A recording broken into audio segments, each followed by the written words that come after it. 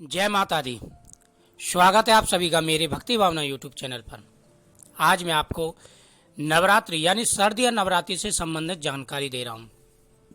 नवरात्रि के शुभ मुहूर्त क्या हैं, कौन से समय में आपको भूल करके भी पूजा नहीं करनी है, कौन कौन बातों का आपको ध्यान रखना है, और अगर आप साथ में एक उपाय भी करते हैं तो खुशियों से माता दुर्गा आपका झोलियाँ भर देगी।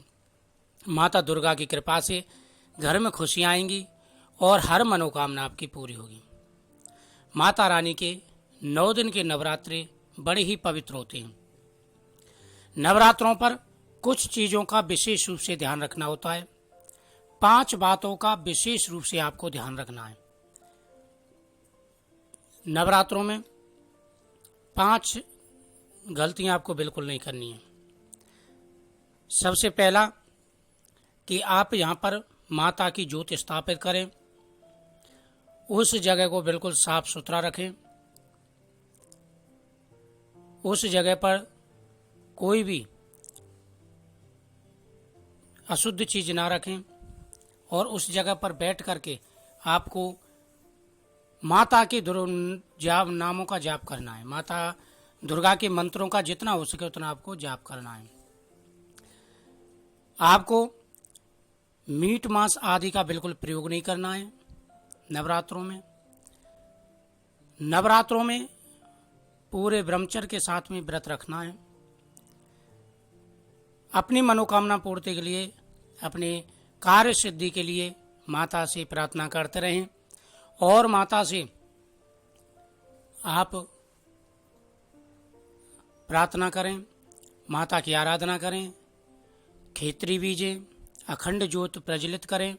और यहाँ पर अखंड ज्योत प्रज्वलित होती है, वहाँ पर किसी न किसी को जरूर रहना चाहिए। इस बात का आपको विशेष रूप से ध्यान रखना है कि जिस जगह पर माता की अखंड ज्योत हो उस जगह को खाली ना छोड़ें। अगर कहीं बीच में आपको जाना है तो आप सादा ज्योत रखें, यानी सुबह शाम की ज्योत रखें। अगर बीच में आपको पता है कि नवरात्रों के बीच में हमें कहीं जाना है, नवरात्रों के बीच में किसी से लड़ाई झगड़ा ना करें, झूठ ना बोलें और नवरात्रों में माता को प्रतिदिन आप ऋतु के हिसाब से फल अर्पण करें। जो ऋतु पे यानी इस समय में जो फल चल रहे हैं, माता को प्रतिदिन अलग अलग फल का प्रसाद चढ़ाएं। इसमें जो व्रत रखा हो जाता है वह एकादशी के व्रत होते हैं। उसी प्रकार से नवरात्रि के व्रत रखे जाते हैं।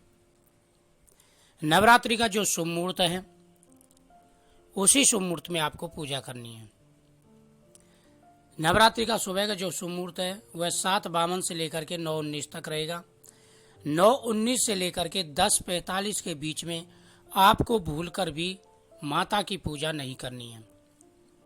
यह राहु काल का समय होता है और चौघड़ियों के हिसाब से रोग घड़ी है, तो इसलिए इस समय को बिल्कुल भी आप निकाल दें, बिल्कुल भी प्रयोग ना करें। अगर इस समय में पूजा की तो आपकी पूजा का कोई भी फल आपको नहीं मिलेगा।